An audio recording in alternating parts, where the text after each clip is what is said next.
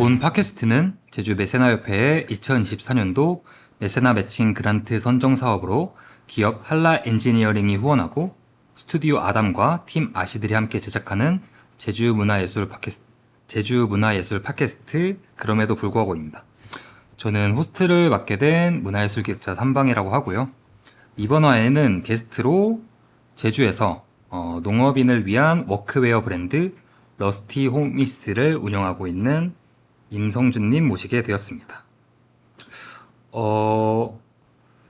해당 팟캐스트는 1부와 2부로 나누어서 구성이 되어 있는데 1부 같은 경우에는 이 러스티 홈이스를 만들게 된 배경, 어떤 성준님의 어떤 브랜드를 만들게 된 그런 성장 배경을 주로 다룰 것 같고 2부에서는 이렇게 탄생한 이 브랜드를 운영하면서 여러 가지 느꼈던 담론들, 제주적인 로컬 브랜드에 대한 이야기 혹은 패션 브랜드를 운영하면서 느꼈던 어떤 개인적인 사견들을 중점적으로 이야기를 나눠볼 것 같은데 본격적으로 팟캐스트 진행하기 전에 보시는 분들 위해서 간략하게 자기소개 한번 부탁드리겠습니다. 네, 안녕하세요. 임성준이라고 하고요. 베톤캐빈이라는 워크웨어 공방이랑 농부를 위한 워크웨어 브랜드 러스티오미스를 전개하고 있는 30살 임성준입니다. 방금 말씀하셨을 때 그 워크웨어 공방 베톤캐빈 그리고 워크웨어 브랜드 러스티오미스라고 하셨나요? 네. 그러면은 이 워크웨어 베톤캐빈이랑 공방 안에 이 러스티오미스가 자리 잡은 거라고 이해하면 될까요? 조금 저는 따로 떨어뜨려 놓고 생각을 하려고 하긴 하는데요. 네네네. 베톤캐빈은 그냥 제가 크리에이터로서 저를 보여주기 위한 그런 장치라고 보시면 될 것 같고요. 러스티오미스는 거기서 벗어나서 좀 더 새로운 장르를 파고자 시작한 브랜드라고 생각하시면 될 것 같습니다. 오케이. 그럼 일단 본격적인 이야기에 들어가기 앞서서 조금 더,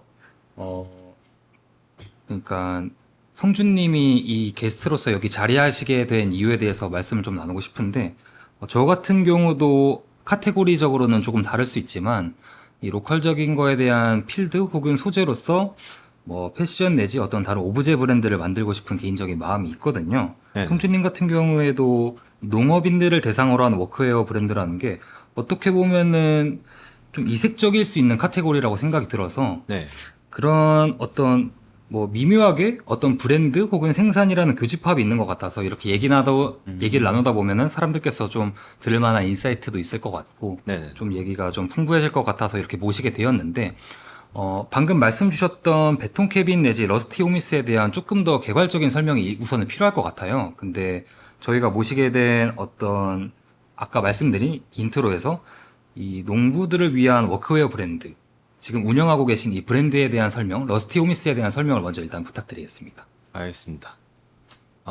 우선 러스티오미스라는 이름이 직역하면은 녹슨홈이라는 뜻이에요. 그 홈이라는 게 농사지을 예, 때 저희 홈이질할 때 그 예, 홈이요. 예. 근데 이게 영어로는 또 친구들이라는 뜻도 있잖아요. 네네네네. 그 래퍼들도 있고요. 네, 맞습니다. 그래서 이거를 돌려서 좀 표현을 하면은 저는 오래된 친구들이라고 표현을 하는데 저희 호미를 한번 사고 녹이 슬었다고 해서 막 버리거나 그러진 않잖아요. 네. 그렇게 저는 오랫동안 사용할 수 있는 아이템을 만들고 싶다라고 해서 러스티오미스라고 이름을 지었고요. 그렇게 오랫동안 함께 할 수 있는 아이템으로서 자리 잡고자 하는 가치를 담고 있습니다. 그런데 마침 또 굳이 타겟팅이 되자면은 약간 농업인들을 위한 거기 때문에 거기서 호미스가 된 거라고 그럼 보면 될까요? 그렇죠. 예. 장면부터 약간 기가 막힌데? 그러면은 감사합니다. 약간 이 러스티 호미스가 만들어지기 이전에 이 네. 배경에 대한 서사에 대한 얘기를 저희가 풀어가면 좋을 것 같은데 네네. 원래부터 전공이 약간 패션 디자인 쪽이셨나요? 아니요, 저는 그냥 사람들한테 표현할 땐 그냥 그래픽 디자인이라고 하는데 그래픽 디자인, 예, 멀티미디어라고 하면 잘 모르더라고요. 멀티미디어. 예. 그러니까 학과는 멀티미디어 학과를 나오신 거구나. 학과는 제가 알기로는 산업디자인 학부인데 그 네. 안에서 전공이 멀티미디어로 나뉘는 것 같더라고요. 죄송합니다. 네. 근데 이제 없어졌어요, 어차피. 융합 디자인으로 바뀌었습니다. 어찌되었던 그러면 이런 디자인이나 미술적인 거에 대한 관심이 원래 좀 늘 지녀오신 걸까요? 네. 어릴 때부터 좀 있었던 것 같아요. 어떻게 하시다가 약간 이런 관심을 알게 되셨는지 혹은 갖게 되셨는지. 미술을 처음 일단 접하기 시작한 거는 제가 어릴 때 사실 그림을 되게 그리는 걸 좋아하거나 그러진 않았어요. 네네. 저는 유치원 때도 기억이 생생하거든요. 네네네. 유치원 때 일주일에 한 번씩 꼭 그림 그리는 시간이 있어요. 저는 싫었어요, 그게. 그게 지금 다 네. 기억나시는구나. 네. 네. 그때 항상 그리던 게 있었는데 네.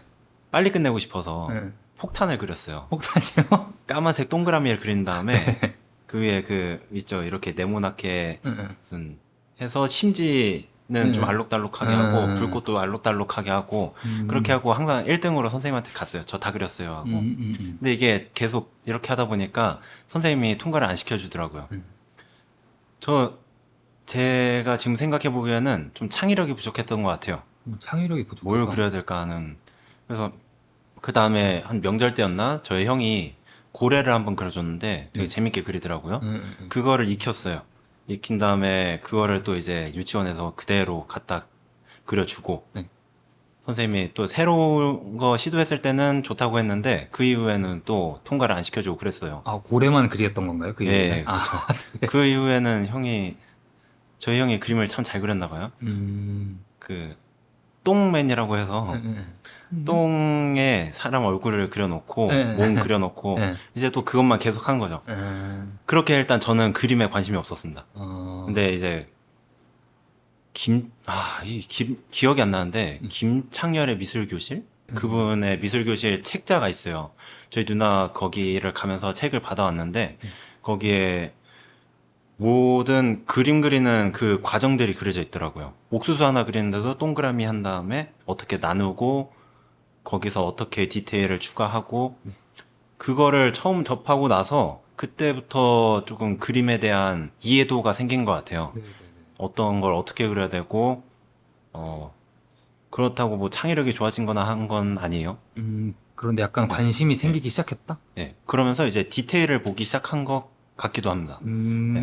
그러고 사실 제 그림은 딱 그게 전부인 것 같습니다. 그 이후로 뭐 학원을 다니거나 아니면은 제 꿈을 미술 쪽으로 전향을 한다거나 그런 생각을 가져본 적이 한 번도 없었거든요. 그런 부분에 대한 거는 화가밖에 몰랐어요. 그러셨구나. 네, 디자이너라는 직업이 좀 많이 언급되던 시기도 아니었고.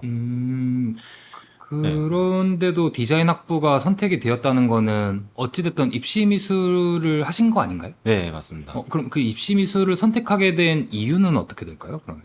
그게 저는 원래 패션 디자인을 하고 싶었어요. 원래부터 패션을 하고 싶었던 거구나. 네, 그죠. 입시 미술을 시작한 게 사실 패션 디자인 때문이었죠. 네, 그러다가 패션 디자인은 아무래도 공부를 좀 해야 되더라고요. 네네네. 네, 그 좀 좋은 데를 가려면은. 그 국영수 공부 그걸 말씀하시는 거예요? 그쵸. 또 몰랐네. 네네네. 그래서 못 가니까 저는 절충안으로? 그쵸. 절충안으로 멀티미디어 디자인 학과를 썼는데 그게 돼서 네, 그렇게 들어가게 됐는데 사실 그것도 재수해서 갔습니다. 디자이너라는 꿈을 좀 늦게 결정을 해가지고 네네네. 네, 재수를 하고서 들어갔습니다. 어찌됐든 그러면 그 입시 미술 준비할 때부터 이 패션 디자인에 관심은 생기셨던 거구나. 네. 그때 네. 제가 멀티미디어를 가지면서도 네. 패션 디자인 쪽으로 무조건 가겠다라고 생각을 하고 있었어요. 그럼 제가 질문이 약간 미술에 관심을 갖게 된 배경을 여쭤보긴 했었는데, 네. 결과적으로는 패션 디자인을 하고 싶어서 이 디자인 학과 학부에 가신 거잖아요. 네. 이 패션 디자인에 관심을 갖게 된 계기로 여쭤보는 게 맞을 것 같아요. 네. 어떻게 하시다가 패션에 관심을? 패션도 사실 크게 관심은 없었습니다. 네요. 신기한데? 패션 관심이 있었다기보다는 네. 그냥 다들 누가 이런 옷 예쁘게 입고 있으면은 따라 사는 그런 정도였는데요. 제가 일단 패션 디자이너라는 직업을 처음 접한 게 앙드레김 선생님. 네, 옛날에. 다들 기억하시죠? 네네네. 그때 제가 초6 때쯤이었는데 굉장히 언급이 많이 됐어요. TV에서도 그렇고 예능에서도 그렇고 맞아요. 그 개그맨들이 굉장히 많이 따라하고 사실 그때는 패션 디자이너가 좀 웃긴 직업이다라고 생각을 많이 했었거든요. 네네. 앙드레긴 선생님도 사실 말씀하신 게 되게 그쵸. 좀 특이하시죠. 독특하셨잖아요. 네. 네. 그래서 저희가 저희 보수적인 촌 사람들이 보기에는 굉장히 이게 정상처럼 보이기는 힘들었던 것 같아요. 좀 희화화됐다 약간 이런 느낌이구나. 그래도 아무래도 이게 좀 인상이 깊었던 것 같아요. 그 예, 패션 디자이너라는 직업이 그때 무의식에 약간 장착이 예, 된 건가? 그쵸. 네네네. 이걸 하고 싶다라기보다는 조금 궁금했다 정도? 네. 그래서 초6 때 초등학교 운동회 때 네. 망국기처럼 이렇게 자기 미래 장래 희망 그린 다음에 이렇게 걸어서 쭉 올리는 그런 퍼포먼스라고 네네네. 해야 되나요? 이런 게 있었는데 그때 다들 막 대통령, 축구 선수, 그쵸, 군인 그쵸. 그런 게 국룰이었죠. 이런 거 적고 있는데 저 혼자 패션 디자이너 그린 거예요. 이렇게 또 생각해 보면 저는 약간 일부러 튀려고 하지 않았나. 그 당시 패션 디자이너를, 이게 진짜 약간 말의 시가 됐다고 좀 볼 수 있을 법한 과거의 어떤 스토리인 것 같은데?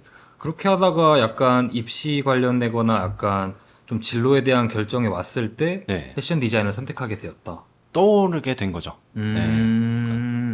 이것도 생각보다 약간 기승전결이 조금 유별나다면 조금 유별날 수 있을 것 같은데, 네. 그러면은 조금 더 이게 어찌됐든 멀티미디어 디자인으로 오셨다가 그러니까 네. 패션 디자인 하고 싶었지만 멀티미디어 디자인 학부로 오셨다가 지금은 또 결과적으로 기존에 바라셨던 이 패션 디자인을 하게 되신 거잖아요. 네네. 어떤 그런 변곡점이 됐던 시기나 어떤 계기가 마련이 되었을까요? 그 혹시 전역할 때 기억나세요? 군대 전역할 때? 예, 군대 전역할 저는 때. 기억하죠. 너무 나오면 기뻤어가지고. 그 사회에 나갔을 때 네. 진짜 뭐든지 할 수 있을 것 같고. 그쵸. 그랬습니다. 다 뒤졌다. 다 그런 마음 가지고 있잖아요. 그래서 이 마인드 가지고 있을 때 한번 그 옷 만드는 거 한번 시도라도 해보자 하고 학원을 갔어요. 네네. 가가지고 배우는데 제가 또 잘하대요. 음. 아마 그게 제일 큰 문제였던 것 같습니다. 그러니까 이거를 아예 약간 시작하게 되었던 네. 그 단초가 되었구나. 어설프게 좀 못했으면은 네. 취미로라도 가져갔을 텐데 네. 이게 너무 진지하게 생각을 해버리는 계기가 된 거죠. 그 학원이라 하시면 제가 정확히는 모르는데 패션 학원? 아니요. 봉제 학원이 이 미싱질을 하는 예. 봉제 학원. 옷 만드는 거 그냥 가르쳐 주는 정도인데 거기도 패션 디자인 그 과정이 있기는 해요. 네네. 그럼 어떻게 뭐 패턴을 그리고 예. 봉제를 하고 약간 네네. 그런 학원에서 약간 잘하기도 했고 또 그게 좀 적성에 맞으셨던 느낌? 적성까지는 생각을 안 했던 것 같아요. 그냥 잘 해냈기 때문에 나 거기서 오는 그 잘하는구나. 쾌가 있었구나. 예. 그리고 안 그래도 패션을 좀 하고 싶었었으니까. 예. 이런 게 맞물려가지고. 그러면 어떻게 보면은 본격적으로 패션 디자인 시작하기 이전에 학부생 때 약간 그거를 발견하고 시작을 하게 되신 건데. 네네. 그러면 혹시 뭐 전공에 대한 변경이 있다거나 뭐 그런 것들은 있었나요? 그런 부분에서 좀 진지하게 생각은 안 했던 것 같은 게 잘 하니까 네. 나 혼자서도 그냥 할 수 있겠다라고 생각을 하고 집에다가 그때 공업용 미싱기를 완전 오래된 거 그거 하나 중고로 드렸어요. 네네. 네, 저는 그걸로 만족을 했던 것 같아요. 딱 이 정도 취미 정도. 네. 그렇구나. 어쨌든 이게 지금 학부생 기준으로 시기적으로 진행되는 이야기인 거죠? 네네. 그렇구나. 그러면은 어찌됐든 지금 결과적으로 패션 브랜드를 전개하고 런칭하는 과정에서 이게 학원에 다녀보니까 잘한다는 걸 딱 깨달은 시점이잖아요. 네. 여기서 본격적으로 조금 더 이 분야로 진입하게 되는 그런 어떤 과정들이 있었을 것 같은데 네. 어쨌든 이 패션 분야에서 일한다는 게 작업물이 나오고 아웃풋이 나오고 네. 이런 것들이 뭐 사람들한테 선보이거나 판매되거나 그러한 수순들을 밟게 되어 있잖아요. 네. 약간 그런 엇비슷한 그러니까 만들고 선보이거나 팔게 된 그런 어떤 시작에 대한 이야기들도 조금 해주시면 좋을 것 같은데. 저희 단대가 예술 디자인 대학이에요. 여기서 행사로 아트 마켓을 한다고 하더라고요. 네. 플리마켓 같은 건데 이거를 진행하니까 그냥 이것도 왜 굳이 하고 싶었는지는 잘 모르겠어요. 그냥 제가 뭘 만들 수 있으니까 한번 팔아보자라고 생각을 했던 것 같은데 이때 참가 신청을 하고 딱 하나 후드 집업 만들어서 팔아보자라고 후드 생각을 집업이요? 했어요. 네네. 근데 만들 줄 몰랐어요, 사실. 음. 그런 거 만드는 거 배우기 전에 저 딱 한 달만 다니고 학원을 그만뒀거든요. 네. 그래서 도대체 어떻게 만들지 하다가 그냥 뜯어가지고 네. 패턴 딴 다음에 거기서 제 그 스타일에 맞게 수정을 해서 이렇게 제작을 했어요. 이게 2주 걸렸습니다. 제가 5개를 만드는데 이 중에서 한 3개만 성공을 했어요. 그래서 이때 참가를 해가지고 팔았는데 그때 가격이 한 3만 원이었나 3만 5천 원이었나 2주 동안 그렇게 만들어가지고 그렇게 측정된 이유는 가격? 아무것도 모르니까요. 어찌됐든 아트마켓에 본인이 만든 어떤 작업물을 출품하는 게 어떻게 보면 이 의류를 생산하고 어떤 선보이고 판매하는 약간 그 네네. 시발점이 그쵸. 됐다고 볼 수 있던 거구나. 네. 와, 그러면은 어떻게 보면 이때까지만 해도 비즈니스화 내지 어떤 전업화가 되기 조금 전이라고 볼 수 있었겠네요. 네, 사실 아트마켓까지도 그렇기는 해요. 이 다음 것도 제가 말씀을 드려도 되나요? 네. 그러면 조금 더 이렇게 나아가는 과정이잖아요. 그쵸. 예, 얘기를 계속 해주세요, 그러면. 그래서 그때 만들었던 후드 집업이 네. 내피가 조금 빨간 주황색이었고 내 피가 주황색. 예, 외피가 파란색인데 조금 탁한 파란색 있죠? 조금 네네네. 청록색보다 조금 더 파란. 뭐 약간 용달블루 이런 컬러인가? 예, 약간 아, 예. 보면은 제가 딱 보니까 보쉬 보쉬가 뭐예요? 전동공구 있잖아요. 드릴. 그 파란 색깔 드릴. 파란색에 약간 그거. 빨간색으로 보쉬 적힌 예, 예, 그 예. 브랜드가 봤던 것 갑자기 같습니다. 생각이 네. 나더라고요. 네. 뭔가 워크웨어인데 그 전동공구인데 워크웨어 어페럴을 가지고 있으면 너무 멋있겠다. 이때 생각을 해버린 거죠. 그 보쉬라는 브랜드를 말씀하시는 건가요? 네네네. 네. 일단 조금 네. 더 얘기해 주세요. 그래서 정말 말도 안 되는 생각을 합니다. 제가 여기다가 어페럴 브랜드를 한번 제안을 해보자. 말씀 중에 죄송한데, 그러니까 농기계 브랜드 그 보쉬의 전동공구요. 예. 전동공구 예. 전동공구 브랜드 보쉬의 예. 이 워크웨어 어페럴 브랜드를 만들라고 제안을 해야겠다라는 말씀. 그쵸. 진짜요? 제가 아까 군대 전역 얘기를 한 이유가 있습니다. 약간 그때 무모하다. 무엇이든지 일단 해보자 내지 할 수 네. 있다라는 그게 매력적인데 계속 얘기해 주세요. 그래서 말이 안 되잖아요. 일단은 부모님한테 1년만 휴학을 해보고 싶다. 이것 때문에. 그 어페럴 브랜드 제안. 예. 와, 네. 그래서 부모님도 처음엔 굉장히 황당하셨을 거예요. 근데 아무래도 얘가 좀 쉬고 싶은가 보다. 1년 동안 제가 그래도 전역하고서 그 학부생활 되게 열심히 했거든요. 네네. 그래도 상위권이었어요. 네. 그래서 얘가 좀 지쳤나 보다, 쉬고 싶은가 보다. 그래, 그럼 그렇게 하면서 좀 쉬어라 하고 그렇게 말씀을 하셨어요. 네. 그러고 진짜 그 제안서를 쓰기 시작을 했습니다. 6개월 동안. 다음 것도 계속 얘기 드리나요? 네. 계속 말씀해 주세요. 일단 제일 중요한 거는 그때가 20년도였는데 20년도에 코로나가 터집니다. 네. 제가 그래도 알바로 하고 있던 그 제대병원 1층에 카페가 지금은 바뀌었지만 네. 그때 제가 다니던 카페가 있었어요. 네. 알바. 알바로? 네. 네네. 근데 휴학을 하잖아요. 네. 일할 시간이 좀 더 많아지니까 직원을 해도 되겠다. 그래서 직원을 하려고 하는데 이제 매니저님이 너 그럴 거면은 여기 좀 오래 다녔으니까 제가 전역하고 바로 다녔거든요. 네.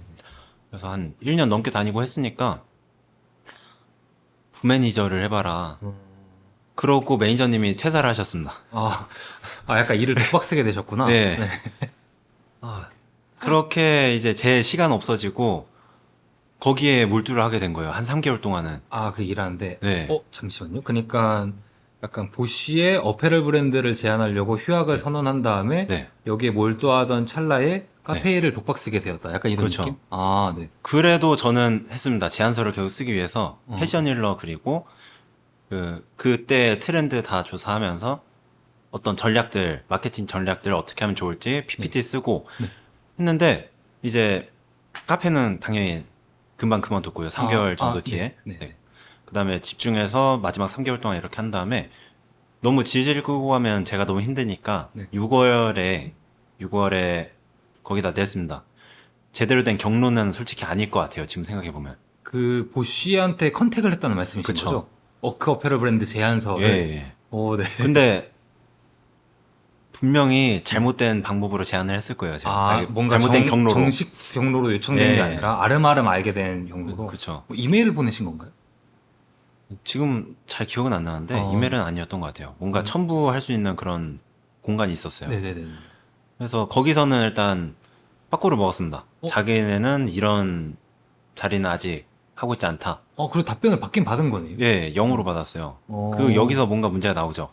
저는 적어도 한국지사에다가 얘기를 했으면은 좀 얘기라도 해봤을 텐데 그러니까 아예 본사의 직통으로. 독일의 직방으로 이거 스토리가 너무 재밌는데? 네. 네. 아무튼 아무것도 모르니까 네. 아, 나 끝났다. 이제 뭐하지? 남은 6개월 동안.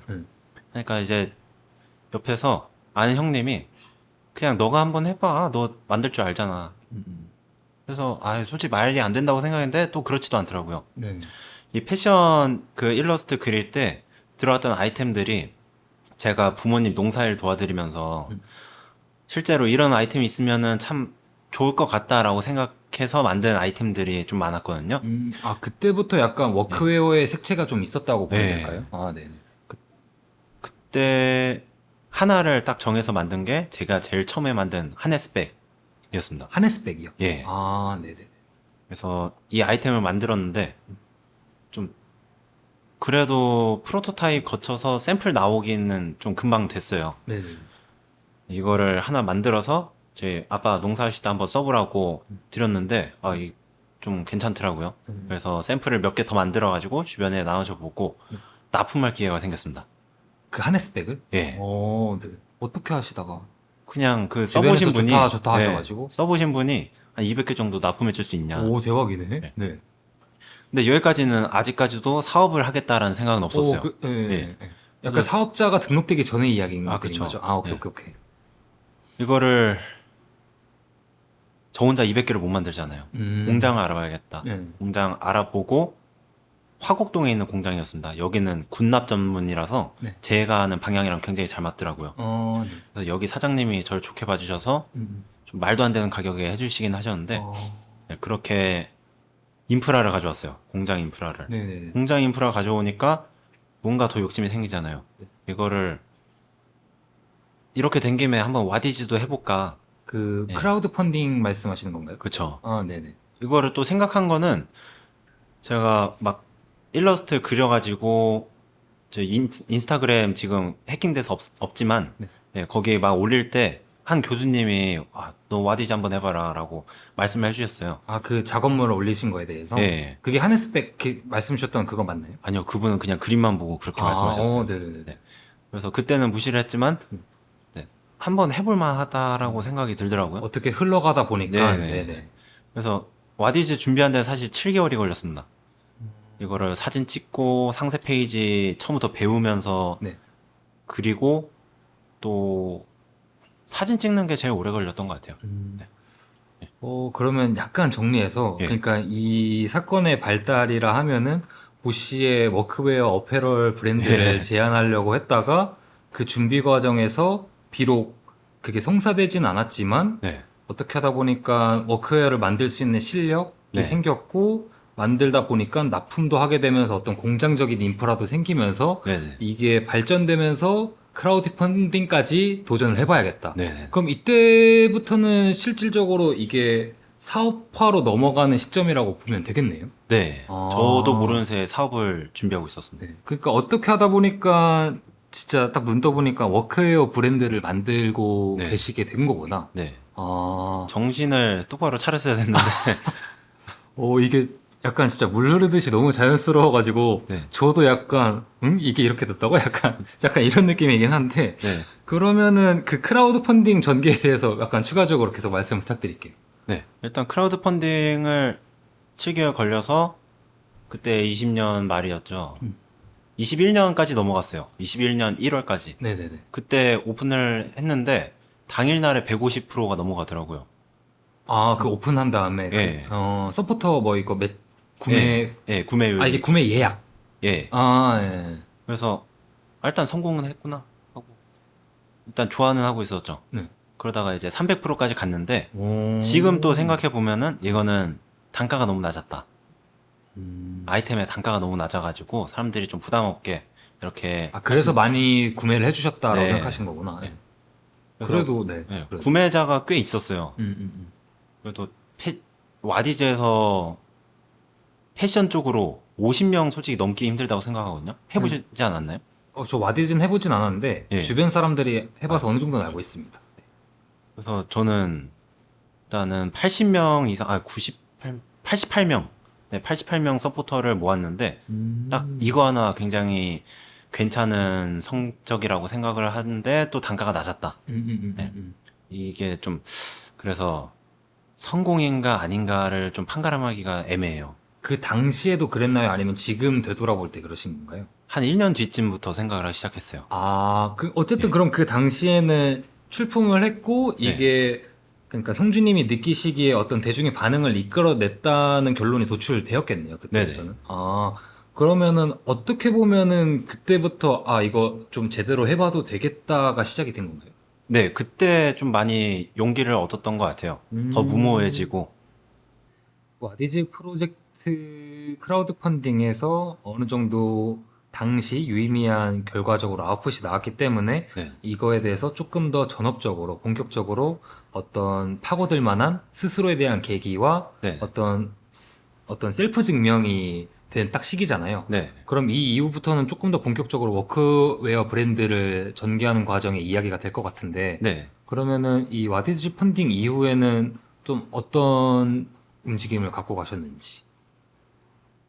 본격적으로 하려면은 서울을 가야 된다라고 생각을 했어요. 서울 상경. 네. 네. 그래서 일단 제가 약속한 그 휴학이 1년이 지난 상태였기 때문에 부모님한테 다시 한번 빌었습니다. 네. 1년만 다시 또 휴학을 해보겠다. 솔직히 엄마 아빠가 생각해도 이거 너무 아깝지 않냐.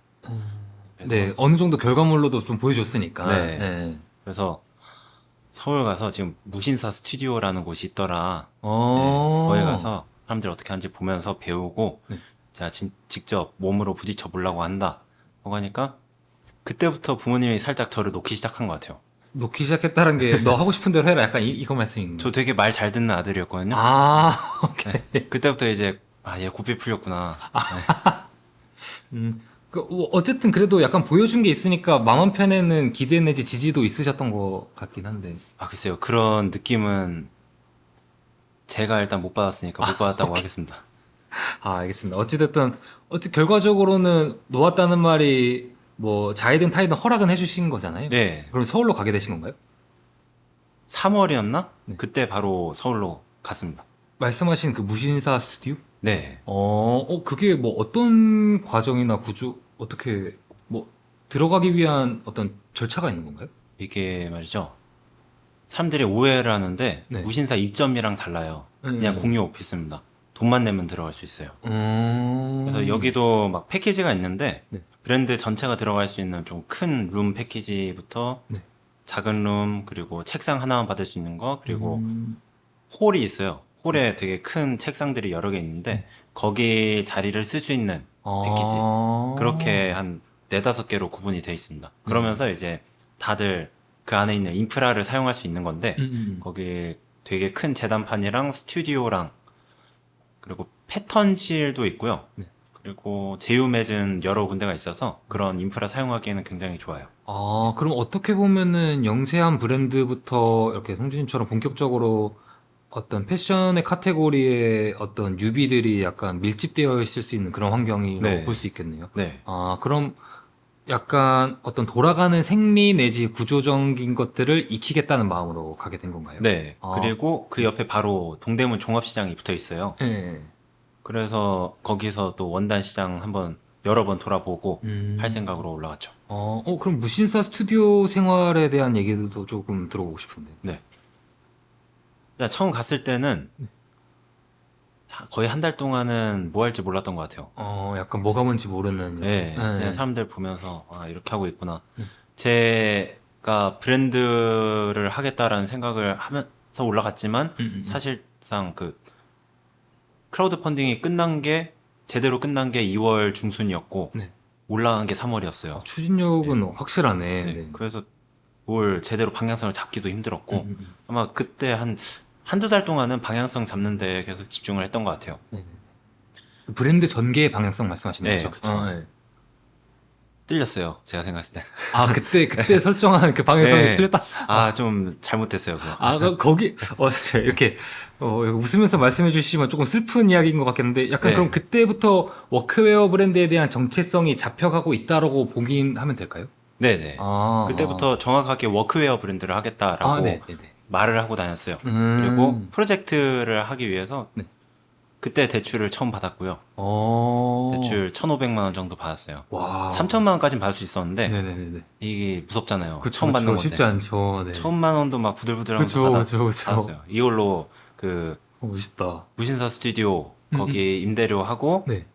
다행히 잠자고 밥 먹을 때는 있었습니다. 저희 가족분들이 서울에 많이 계셔가지고 아, 다행이네. 네, 솔직히 그러니까 올라갈 수 있었다고 생각을 해요. 음. 아무튼 그렇게 해서 이제 프로젝트를 진행해야 되니까 사람들을 모으기 시작했습니다. 그때 뭐가 있었더라? 약간 팀빌딩을 하신 건가요? 예. 네. 근데 뭐 팀빌딩이라고 해봐야 그냥 오는 사람들 어서 오세요 하고 환영하는 것 뿐이라서 같이 일할 사람들을 찾는다는 말씀이신 네. 건가요? 아, 예. 그때 어떤 커뮤니티가 있었어요. 대학생들, 전국 대학생들 커뮤니티가 있었는데 거기에 올렸어요. 그래서 2명 정도 왔습니다. 마케팅 할 사람이랑 디자인 할 사람이 왔는데 큰 도움 됐는데 네. 제가 아무래도 사람들을 이렇게 체계적으로 움직이게 핸들링 하는 하는데 게 예. 아무래도 서툴렀구나. 처음이다 네. 보니까. 네. 그리고 제가 월급을 주는 것도 아니었고 그냥 일주일에 5만 원 정도 네, 그런 식으로 진행을 하고 있었기 때문에 이 사람들이 풀근무가 아니었어요. 네네. 근무도 아니었죠, 사실. 네. 프로젝트를 그냥 진행하는 데 있어서 회의하고 그 이벤트 있을 때 이렇게 가서 진행하고 네. 그 말씀 주신 프로젝트라 하면은 브랜드 제품을 만드는 어떤 제품군을 생산하는 프로젝트라고 이해하면 될까요? 브랜드의 핏을 좀 견고하게 만드는 그러니까 이 브랜드, 말 그대로 브랜딩이구나. 네. 아, 그 브랜딩 과정에 있어서 저희가 일단 제일 먼저 선택을 한 게 포지셔닝을 어떻게 할 것인가. 제가 20년도부터 워크웨어에 조금 접근을 하고 있었잖아요. 네. 저도 모르게. 네. 근데 그때 마침 워크웨어 브랜드들이 하나둘씩 생기고 있었어요. 특히 코오롱에서 제일 집중을 하더라고요. 그러다가 21년에 볼디스트라는 워크웨어가 생겼습니다. 올디스트. 네. 프리미엄 워크웨어 브랜드래요. 네. 소재도 완전 고스펙이고 부자재 좋은 거 쓰고 거기다 코오롱 코오롱 저기 패션 코고 약간 산화 브랜드 개념인 건가요? 자회사 개념 같은 건? 네 그쪽 계열사입니다. 아, 되게 잘 나가요. 네. 그래서 걔네를 보니까 굉장히 위축이 되더라고요. 나는 좀 얘네랑 다른 길을 가야겠다라고 생각해서 한 게 그때 제가 아무래도 예술 디자인 대학이다 보니까 주변에 작품 활동하시는 분들이 많이 있었어요.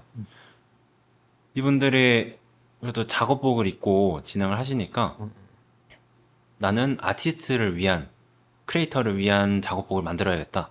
그렇게 그 프로젝트가 시작된 겁니다. 그때 약간 그 핏이 정립이 됐던 거구나. 예. 예술가들을 위한 워크웨어를 만들겠다라는. 네. 어떻게 보면은 저희가 약간 얘기를 나눠야 이후에 중점적으로 얘기를 나누는 어떤 러스티 오미스의 약간 모체가 된 브랜드의 탄생이라고 보면 될까요? 어떻게 보면 뿌리라고 볼 수는 있을 것 같습니다. 그때도 그럼 약간 그때부터 이름이 그러니까 브랜드 명이 있었을 것 같은데. 이거를 설명을 못 드렸는데 네. 제가 크라우드 펀딩을 시작할 때는 이름이 콘크리트 무드였어요. 콘크리트 무드. 예.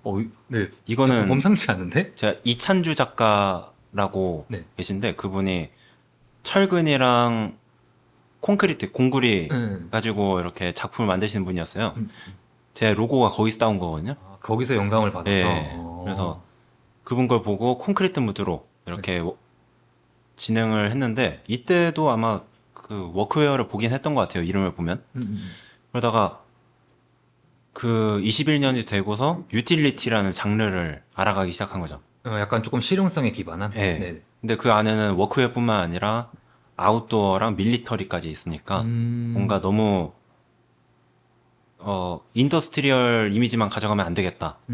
그래서 좀 네이처한 이미지를 가져가려면 어떻게 해야 될까라고 생각했을 때 그 콘크리트를 알아보니까 프랑스식 영어로 베통이라고 하더라고요.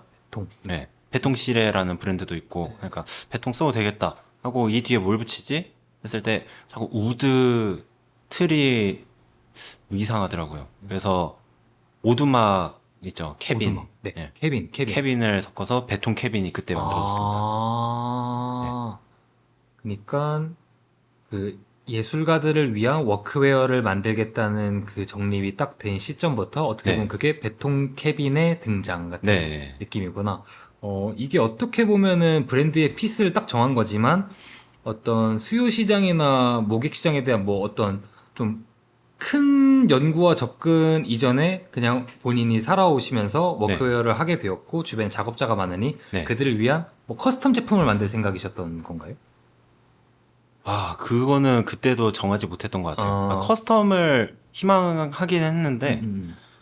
어, 그러니까 어떻게 보면 그냥 흘러가는 대로라고 일단 그쵸. 볼 수 있겠네요. 그거는 아무래도 21년 거의 막바지 때 음. 선정을 한 것 같아요. 아, 제가 이걸 왜 여쭤봤냐면은 네.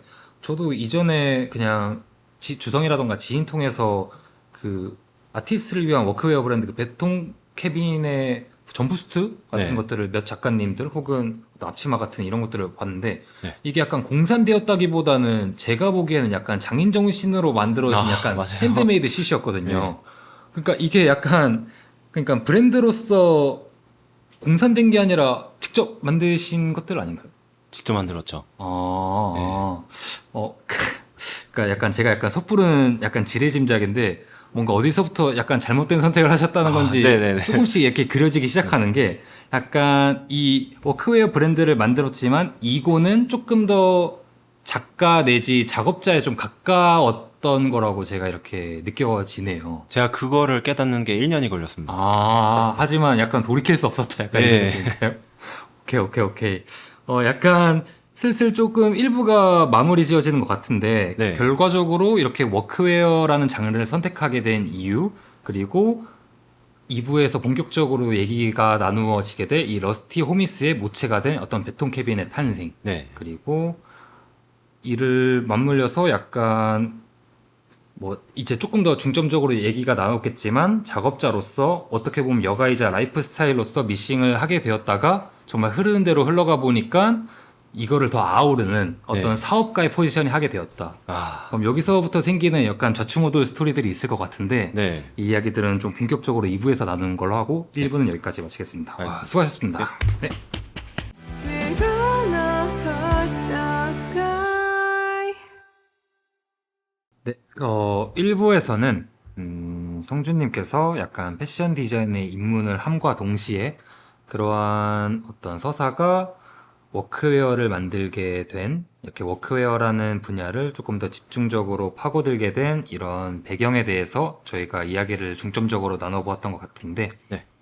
그럼 이제 2부에서는 이런 것들이 발전돼서 현재 지금 전개하고 있는 러스티 호미스로 나아가기까지 그리고 이것을 운영하면서 어떤 느끼는 여러 가지 담론들을 이야기를 좀 2부에서 중점적으로 해볼 것 같은데 네. 우선은 이게 러스티 호미스로 가기까지의 과정들에 대한 얘기도 적지 않을 것 같거든요. 저희가 1부를 마무리로 했을 때 이 베톤 캐빈의 등장이었잖아요. 네. 아티스트를 위한 워크웨어를 만드는 베톤 캐빈.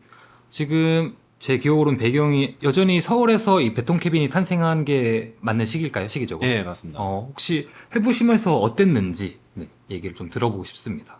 일단 저는 브랜드를 하려고 간 거다 보니까 네. 제가 직접 만들겠다는 생각은 처음엔 없었어요. 그래서 당연하게 처음부터 제가 그린 도안 가지고 저기 어때요? 샘플실 패턴 만들어주는 네네. 그쪽 갔는데 제가 상하이를 가져갔거든요. 상하이 가져갔는데 이거 막 수정도 하고 뭐 하고 완성되기까지 두 벌 해서 한 100만 원 정도 나올 것 같다. 샘플 비용이요? 네. 오. 와. 내가 해야겠네. 아, 이거 안 되겠다. 네. 그래서 그때부터 거의 한 2주 동안 네. 맨날 밤샜습니다. 밤새고 아시죠? 아침에 자는 거. 네. 아침에 자고. 네, 그렇게 진행을 하면서 만들었어요, 샘플을. 근데 이거는 일단 절대 나 혼자 생산을 못 하겠다. 왜냐면 거기 무신사 스튜디오에 미싱기가 있긴 한데 네. 미싱기가 딱 한 대 있어요. 네. 그냥 본봉이랑 오버로 이렇게 딱 한 대 있고 이거를 거기 13층, 12층에 있는 사람들이 다 돌아가면서 예약해서 쓰는 거예요. 물론 다 쓰진 않지만. 네. 그래서 이건 절대 내가 만들지 못한다. 샘플은 내가 만들었으니까 이걸 공장에 맡겨봐야겠다고 네네네. 공장을 또 찾았습니다. 네. 근데 요새 그때 처음 알았는데 프로모션이란 게 있더라고요. 네. 의류 프로모션. 네. 그 상담해주고 공장으로 넘겨주는 그분한테 하고 공장에 넘겨서 제 원단이랑 부자재랑 패턴이랑 이렇게 다 해서 넘겼는데 그때 제 패턴 그리는 그 디테일이 조금 아쉬웠나 봐요. 그 부분에 대해서 조금 한 소리 들었고요. 아 근데 너무 느리게 해주더라고요 대응을. 네네네. 제가 4월인가 5월에 맡겼는데 7월 중순에 나왔어요. 부탁한 옷을 받기까지. 예. 네. 근데 프로모션 쪽에서는 전혀 모르고 있더라고요. 공장이 알아서 진행을 해줄 거다. 네네. 그래서 제가 프로모션에다가 전화하니까 그때서야 이게 완성이 됐어요. 안 되겠다. 공장도 못 믿겠다. 그래서 그때부터 제가 해야겠다라고 생각을 했습니다. 근데 그것도 일단 제 실수였죠. 그러니까 약간 패션 브랜드, 그러니까 아티스트를 위한 워크웨어를 만든 패션 브랜드를 전개하기 때문에 말 그대로 패션 디자인에만 좀 중심적으로 이렇게 파고들고 네. 말 그대로 생산은 좀 소싱적으로 하려고 했는데 네. 나름 이렇게 인프라를 구축하는 과정에서 샘플도 맡겨보고 프로모션 통해서 공장도 찾아봤지만 아 얘네랑 하는 그 시간적으로나 비용적으로나 효율적으로나 좀 못 믿었다. 거기에 퀄리티까지. 퀄리티까지 네. 생산까지도 내가 하는 게 맞겠다라는 네. 결론이 조금 도출됐는데 또 그렇게 하다 보니까 지금 현재 여건상으로는 여러모로 조금 어려움을 많이 느끼신 건가요? 네. 그때 일단 제일 처음 느낀 게 네. 11월쯤이었을 거예요. 네네.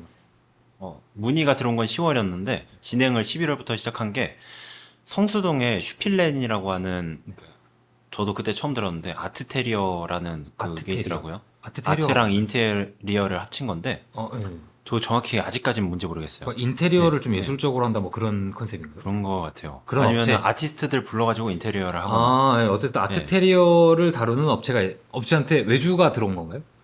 그 점프스트를 만들었었거든요. 아. 이것도 사실 누가 부탁해가지고 만든 건데 네네. 이거를 유튜브에 잠깐 올렸었어요. 과정을? 예, 그거를 보시고서 문의가 들어왔어요. 네네네. 또 거기가 사회적 기업이라 가지고 네. 뭔가 좋은 일 많이 하는 것 같아서 일단 진행을 하려고 하기도 했고 저도 한번 진행을 해보고 싶었고 네. 했는데 숫자를 30벌이었나 40벌이었나를 불렀어요 거기서. 네. 아 저 땡큐죠. 네. 또 그때 아무것도 모르니까 일단 받았습니다. 뭔가 네. 벌써부터 약간 불안함이 올라오는데 계속 말씀해 주세요. 사실상 30벌 적어도 30벌이라고 쳐도 네. 이게 상리에 하의가 붙어 있는 거잖아요. 네, 좀 따지고 부스트니까. 보면은 60벌이에요. 네네네, 그쵸. 60벌을 저 혼자 하겠다고 한 거예요 지금. 음, 그래가지고 저는 30벌로 생각하고 시간을 잡은 거를 거의 한 달을 오버를 했어요. 계속 거기다 사정 하면서 네, 맨날 네. 밤새면서 했는데 네. 그때는 아까 말씀드린 것처럼 미신기를 자유롭게 쓰지 못해가지고 그 근처에 좀만 한 15분 걸어가면은 라인 루트라는 쉐어 공간이 또 있어요. 네. 여기는 미신기를 여러 대 놔두고 학생들이나 사업하시는 분들이나 이렇게 한 달 임대료를 내면은 쓸 수 있게끔 해주는 그런 공간이 있었거든요. 매일 거의 밤에 가가지고 해 뜰 때까지 작업을 하고 네. 근데 마지막 2주 동안은 잠을 아예 못 잤어요. 10시간 정도 잤나 싶을 거예요. 그 작업 마감을 기한을 지켜야 되니까. 네. 네네. 그때 이제 직접 만드는 건 위험하구나. 그때 느꼈죠. 어떻게 보면 여기서부터 되게 난항이 생긴 거네요. 그러니까 패션 디자인만을 하려고 해서 제작적인 부분은 소싱을 맡기려고 했는데 네. 막상 그러한 절차들을 밟아보니까 그런 것도 영 못 믿어서 내가 네. 만들어야겠고 근데 내가 만들려고 해보니까 막상 이렇게 넘치는 어떤 주문에는 소화 못하는 약간 자신을 발견하는 약간 이러지도 못하고 저러지도 못하는 상황이 발생하게 된 건가요? 그러면? 이게 아까 네. 그 프로젝트 팀원들을 잘 핸들링 못하는 거랑도 좀 연관이 있는 것 같아요. 뭔가 일을 맡겼을 때 잘 믿지 못하는 그런 게 있는 것 같아요. 어떻게 보면은 근데 이 퀄리티나 완성도에 대한 본인의 또 어떤 욕심. 네, 욕심이 있고 근데 그런 것들을 구현해서 어떤 주문량을 다 해내기에는 현실적인 여건이 또 따라주지 못하는 약간 네. 그런 거구나. 약간 그런 어려움이나 한계에 봉착하면서부터 어떤 뭐 형태, 네. 브랜드에 대한 변화 이런 것들에 대한 염두가 싹 트기 시작한 건가요? 네, 그런 것 같습니다. 그럼 그 이후에 대한 전개가 약간 러스티 호미로 이어진 그런 전개. 바로는 아니에요. 아직 1년이 남았어요. 네네네네. 어떤 식으로 흘러갔나요? 그런 약간 와 네. 이러지도 못하고 저러지도 못한 것들을 딱 마주하셨을 때. 일단 제가 좀 고려됐던 문제들이 네. 저 혼자서는 생산을 못한다. 하지만 내가 만든 게 공장보다 훨 낫다. 그쵸 그쵸. 그러면은 여러 벌 생산을 안 하면 된다가 답이었어요. 네. 일단 그럴싸하게 네. 들리긴 하는데. 예. 그렇죠. 그래서 일단 시간이 다 돼가지고 네. 제가 제주도로 내려왔죠. 그래서 그 스튜디오 기간이 다 돼서 약속한 기간. 입주 기간. 부모님과 약속한 네. 기간. 약간 이게 엄격하구나. 이게 그래도 네. 약속을 받아낼 때 네. 너가 그래도 책임은 져야 된다. 이미 제가 1년을 빌렸는데 다시 1년을 달라고 한 거잖아요. 그러다 보니까 제가 이번만큼은 더 연장할 수가 없었던 거죠.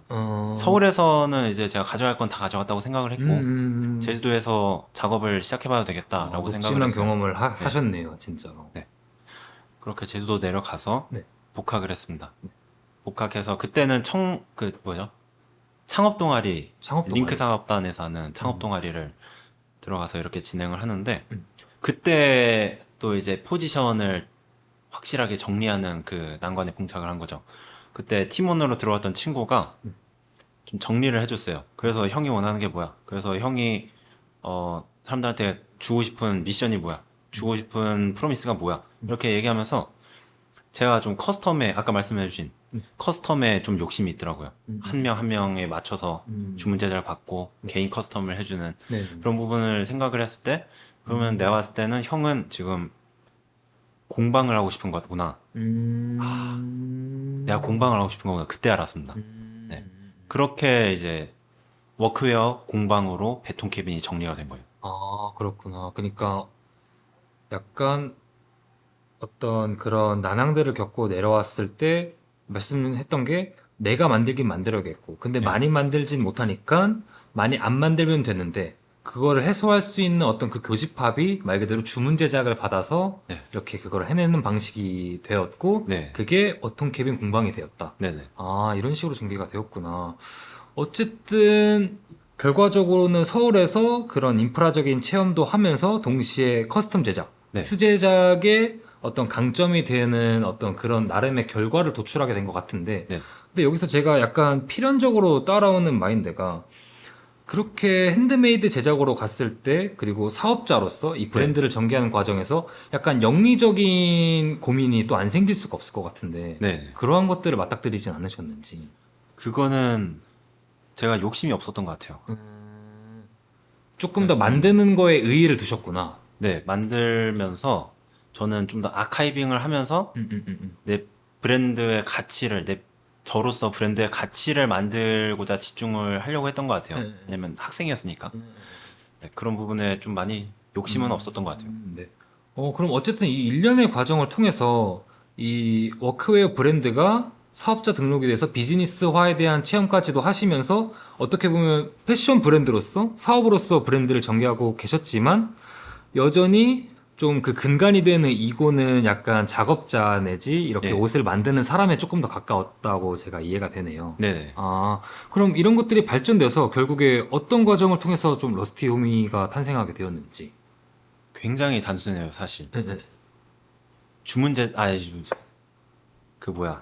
지원 사업을 받기 위함이었습니다. 지원 사업. 예. 네. 제가 23년, 작년이죠? 작년이 딱 그 사업자를 낸 지 3년 차였거든요. 네. 근데 3년 차까지 받는 지원 사업들이 꽤 있어요. 네, 그래서 창업한 지 3년 이내에. 네, 그렇죠. 네네네.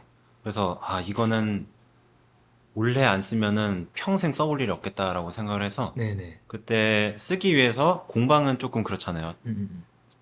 그 사업화 지원 사업인데 공방을 하겠다는 조금 임팩트가 약한 것 같아서 브랜드를 만들겠다랑 그리고 문화를 섞었습니다. 그게 브랜드와 러스티 문화. 호미스가 된 거예요. 그럼 여기서 말하는 그 브랜드라는 게 약간 워크웨어 패션 브랜드일 수 있고 네. 문화라는 거는 기존에 설명드렸던 약간 농업 이 컬처라고 볼 수 있을까요? 네. 근데 일단 듣기에는 지금 되게 약간 기가 막힌 전개고 교집합인데 거기서 농업을 선택하게 된 이유는 그러니까 농업과 농업 이류로 나아가게 된 그 어떤 동기는 어떻게 됐는지. 아무래도 제가 좀 시작하게 된 계기가 네. 부모님 농사일을 도와드리면서였잖아요. 네, 네, 네. 그거를 또 깨닫는 데까지 시간이 좀 걸린 게 항상 그렇죠, 네. 그렇죠. 저기 제가 제주도에서 그래도 공방이라고 하면은 크리에이터로 쳐줘요. 네, 그래서 로컬 크리에이터들이 좀 활동하다 보면 만나는 분들이 네, 항상 보이는 분들이 계시거든요. 네, 네, 네. 특히 농사하시는 분들이 굉장히 많습니다. 음. 예, 그분들이랑 좀 친해지다 보니까 네. 이분들이 제가 만든 워크웨어를 일할 때 입고 싶다. 알겠습니다. 그러면은 어떻게 만들어 드리면 될까요? 하고 맞춰서 만들어 주다 보니까 이분들도 수요가 있구나 라고 생각을 해서 이 시장을 한번 파보기 시작했습니다. 근데 이 부분이 저희 나라가 제일 약하더라고요. 이 농부들을 위한 옷? 예. 네네네. 그래서 사실 그럴만 하죠. 예. 아무래도. 수요가 예, 있어도 예, 좀 예. 적으니까. 네네. 근데 그게 뭐가 중요하겠습니까? 저는 지원 사업을 해야 되는데. 그래서 굉장히 워딩으로 잘 포장을 브랜딩으로 잘 만든 다음에 결과적으로 이렇게 지원 사업에 발탁이 되신 건가요? 해서 네. 어떻게 보면은 근데 지원 사업을 받기 위한 브랜딩이었지만 약간 부모님도 그렇고 이 내려와서 로컬에서 공방 생활을 하는 것도 그렇고 네. 뭔가 유기성이 그래도 꽤나 맞물리는 탄생인 것 같은데 네. 어쨌든 그렇게 돼서 지원 사업을 받아서 탄생한 게 러스티 호미스다. 네네. 그러면은 그 말씀 주셨던 지원 사업을 받기 위한 포장이라고 말씀해 주셨지만 어쨌든 그게 전혀 약간 자기적으로 느껴지지 않고 네. 약간 성주님께서 해내 오신 그리고 만들어 가신 브랜딩이라고 제가 생각이 되는데 그쵸. 그러면은 그 브랜드 그러니까 러스티 호미스에 대한 여러 가지 어떤 취지나 어떤 브랜딩적인 철학 이런 것들도 본격적으로 좀 얘기를 나누면 좋을 것 같아요. 저희 철학이요. 일단 제일 먼저 생각했던 거는 저희 나라가 좀 약하다고 했잖아요. 이런 컬처가. 네. 일본에는 파머를 소재로 쓰는 그 패션 브랜드가 굉장히 많았고요. 대표적인 게 사교라는 브랜드가 있어요. 네네. 여기는 온전히 농부만을 바라봤다고 하기에는 좀 그런데 그래도 거기서는 아예 이미지를 그렇게 다루더라고요. 그리고 스노우피크도 일본 거잖아요. 여기서도 그렇구나. 네. 한번 그 농업인들 대상으로 피팅을 시켜서 이렇게 하는 프로젝트가 있었습니다. 그리고 미국 같은 경우에는 팀버라고 하죠. 저기 목수들. 네네네. 예. 이거를 럼버 섹슈얼이라고 하는데 이분들이 가지고 있는 이런 장르적인 매력 예, 그런 걸 굉장히 잘 살리는 걸 보고 저희 나라 농부들을 생각했을 때 몸빼 바지에 위에 셔츠 입고 그런 패딩 이미지가 일단 있으면, 떠오르죠. 예, 네네. 조금 아쉽잖아요. 저 같은 사람 입장에서는. 저는 부모님 일 도와드릴 때도 다 갇혀 입고 했거든요. 그렇게 만들어진 게 하네스백이었고. 그러다 보니까 여기서 청년 농부들을 좀 떠올렸어요. 저는 청년이고 그리고 청년들의 마음을 생각해 봤을 때 이 사람들이 과연 저런 미래의 모습을 자기들이 기대를 하고 있을까?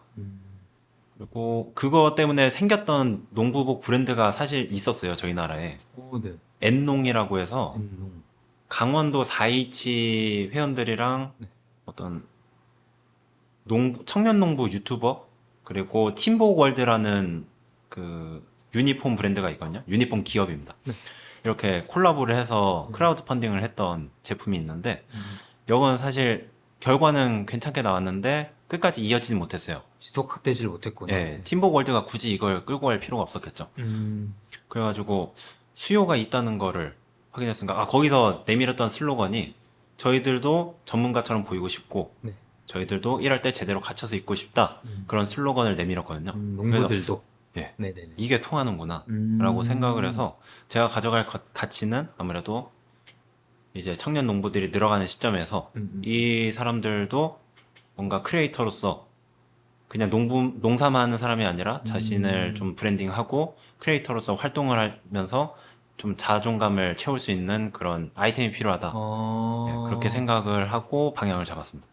지금 이야기를 듣는 과정에서 제가 느낀 게 어찌됐던 이 브랜드를 전개하는 과정에서 여전히 제가 느껴지기에 성주님의 그 근간은 조금 더 작가이자 창작자에 가깝지만 예, 이 일련의 경험을 통해서 이 커머셜한 감도, 그러니까 사업가로서의 약간 숙련치도 아무래도 구르고 이렇게 겪은 것들이 있다 보니까 조금씩 누적되면서 약간 우상향하는 그런 서사들이 조금 보이긴 보이는 것 아, 같거든요. 그래요? 네. 근데 그렇기 때문에 동시에 거기 알면 알수록 약간 파면 팔수록 거기서 생기는 딜레마들이 분명 생겼을 것 같아서 그거에 대한 얘기를 하고 싶은데 네. 일단 그거에 들어가기 앞서서 어쨌든 이렇게 해서 탄생된 게 러스티 호미스라는 농부들을 위한 워커웨어 브랜드를 네. 전개하게 나간 거잖아요. 그러면 본격적으로 이 워크웨어를 만들과 동시에 이 농업이랑 컬처에서도 조금 더 몸담고 플레이어로 활동을 하게 된 건가요? 뭐 농사를 짓는다던가, 뭐 부모님 일을 돕는다던가. 농사를 굉장히 열심히 했었죠. 제가 한 10년 정도 부모님 일을 도와드리면서 아, 원래 농사는 꾸준히 하셨던 건가요, 그러면? 겨울마다요. 아, 겨울마다? 아니면 힘든 일 있을 때마다. 그런데 이제 러스티 호미스를 집중하면서부터는 좀 비포 애프터가 그래도 있었을 네, 것 같은데, 네. 태도가? 네. 잘 못했어요. 그래도 제가 지금 청년농부 그 육성 사업 아시나요? 잘 몰라요. 후계농 육성 사업이라고 해서 네. 나라에서 청년들한테 농사하면은 너한테 지금 5억을 융자를 해주겠다. 그래서 이걸로 땅도 사고 네네네. 거기서 농사지을 그런 지원도 받고 네네. 네, 그런 지원 사업이 굉장히 큰 게 있거든요. 음. 그것도 지금 받아놓은 상태인데 오. 못하고 있어요. 거기서 융자도 못 받고 아무것도 못하고 있습니다. 아, 그러니까 농부로서의 약간 이 아웃풋을 내고 있지 못해서 러스티 호미스에 집중하느라? 사업자가 있으면 융자를 못 받더라고요. 아, 그런 문제 때문에. 네. 뭐 그거 외에 실질적인 그 농사로서의 그런 브랜드를 갖추기 위한 거라면은 생태농업 프로젝트를 같이 하고 있어요. 근데 그것도 사실 잘 집중을 못 하고 있습니다. 초반에 굉장히 열심히 하고 있었는데 제가 생각한 거는 그분들한테 제 옷을 이렇게 협찬해 드리면서 실제 사용 후기나 그런 거를 받아보고자 네. 한 거였거든요. 그리고 제가 들어가기 전에 들었던 거는 규모가 그렇게 크지 않았어요. 근데 들어가 보니까 한 1000평 되더라고요. 그리고 활동이 생각보다 굉장히 부지런해요. 그래서 제가 잘 일정을 못 맞추는데 아무튼 그런 활동도 하고 있습니다. 농업인들과 커뮤니티를 이뤄서 하는 활동을 좀 많이 네. 집중해서 하고 있어요. 어쨌든 이 얘기들이 결과적으로는 러스티 호미스라는 농부들을 위한 워커웨어 브랜드를 만들면서 네. 조금 더 이 브랜드의 브랜딩 겸 만들어가는 과정에서 이 농업이라는 컬처에서도 이렇게 발을 담그게 된 과정이잖아요. 네. 이게 일련의 과정으로 결국 브랜딩의 연장선상이고 네. 또 마케팅의 일환이라고 생각되는데 네. 이와 말씀해 주신 것처럼 이렇게 러스티 호미스를 전개해 나가면서 뭐 조금 더 시도해 보셨던 일들이나 네. 어떤 변화들에 대해서도 말씀 주실 게 있으면 말해 주시면 좋을 것 같아요. 네. 일단 농부를 위한 거잖아요. 네. 기존 워크웨어를 입는 분들이랑은 좀 환경이 달라요. 네네네. 그래서 이분들이 정말 필요한 게 뭘까라고 생각했을 때 이분들 편한 게 장땡이더라고요. 편한 게 장땡. 네. 그리고 원단이 튼튼하고 말고는 사실 상관이 없어요. 싼 게 장땡이에요. 약간 퀄리티보다는 가격적인 거. 네. 그거는 솔직히 제가 마음에 안 드는 부분인데 어떤 말인지 알 것 같습니다. 네. 그래도 편한 거는 내가 가져갈 수 있다 네. 라고 생각을 해서 워크웨어는 사실 편하지 않아요. 네. 튼튼한 게 최고란 말이에요. 그쵸, 그쵸. 작업해야 튼튼하고 되니까. 뚫리지 않고 네네네. 안전이 최우선인데 농업할 때 사실 트랙터에 끼일 일이 없잖아요. 네네. 제일 위험한 건 트랙터인데 그렇게 생각했을 때 여기서는 형태는 굉장히 편안한 형태를 추구해도 된다.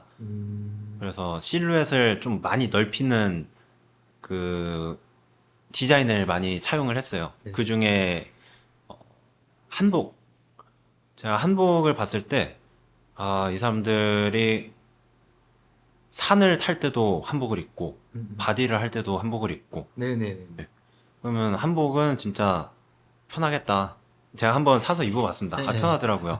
그래서, 이거다. 내가 제일 먼저 가져갈 디자인이 이거다. 그래서 한복에 사폭 바지랑, 그리고 위에 아까 제가 입고 있었던 건데, 마고자를 그 디자인을 모티브로 해서 제일 처음 만든 그 호미 셋업이라고 하는데요. 네네네. 네. 그거를 만든 게 처음입니다. 어쨌든 이렇게 뭔가 브랜딩도 모양새를 갖춰가고 있고 네. 조금 더 그러면은 농부 웨어 네. 그러니까 이 그러니까 농부들을 만나고 농업을 해보면서 어느 정도 이 컬처에 발을 들이면서 알게 된 데이터들을 다시 본인의 어떤 웨어 제작과 브랜딩에 접목시키면서 약간 모양새가 만들어지고 있는 과정이잖아요. 네네. 그렇게 해서 뭐 호미 셋업이 이렇게 탄생하게 된 거고. 네.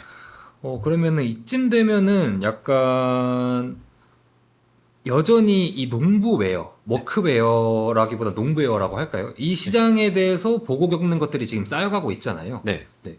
그러면은 전망으로는 좀 어떻게 보고 계신지 앞으로 이 방향성에 대해서. 전망은 솔직히 생각하기에도 긴가민가 하잖아요. 제가 듣기에도 약간 아이러니한 게 있습니다. 제가 그래서 처음에 들어갈 때 저도 알고 있었어요. 수요가 아. 솔직히 그렇게 많지 않을 거란 거. 나름 네. 아까 말씀드렸던 그런 사례에서 가능성을 발견하긴 했지만 네. 그럼에도 불구하고 네. 이분들은 정말 크리에이터 분들이에요. 농업 크리에이터. 본인들을 내비쳐야 되고 그 과정에서 보이는 퍼포먼스를 더 돋보여줄 아이템이 필요하신 분들이라 이해했습니다. 네. 아. 그런 분들인 걸 알고 있었죠. 그래서 시장이 너무 좁다. 지속 그러면은- 가능한 소비로 생각했을 때 이거를 워크웨어로만 보니까 그럴 수 있다라고 생각을 했어요. 네네. 그래서 제가 아까 말씀드린 것처럼 베톤캐비는 사실 유틸리티 아이템을 만드는 공방입니다. 네. 제가 워크웨어라고 계속 표현을 하긴 했지만 네. 그 유틸리티 안에는 밀리터리랑 아웃도어랑 워크웨어가 있어요. 그래서 저는 아웃도어까지 확장을 시켜야겠다라고 그때 그 타겟팅을 잡은 게 네. 그 청년 농부들부터 날카롭게 시작은 하지만 그 이후에 아웃라이프 그 밖에서 생활하는 캠핑이나 트래킹 정도로 생각하시면 될 것 같아요. 네, 그 시장을 거쳐서 아웃도어까지 진출을 하는 게 제 목표였어요. 그래서 농부들만을 바라봤다고 하기에는 조금 그거 있죠. 어쨌든 이렇게 보고 겪고 느끼면서 데이터들이 쌓이면서 로드맵적으로도 수정이 생기고 네. 미션이 생기고 약간 이런 전개구나. 네네.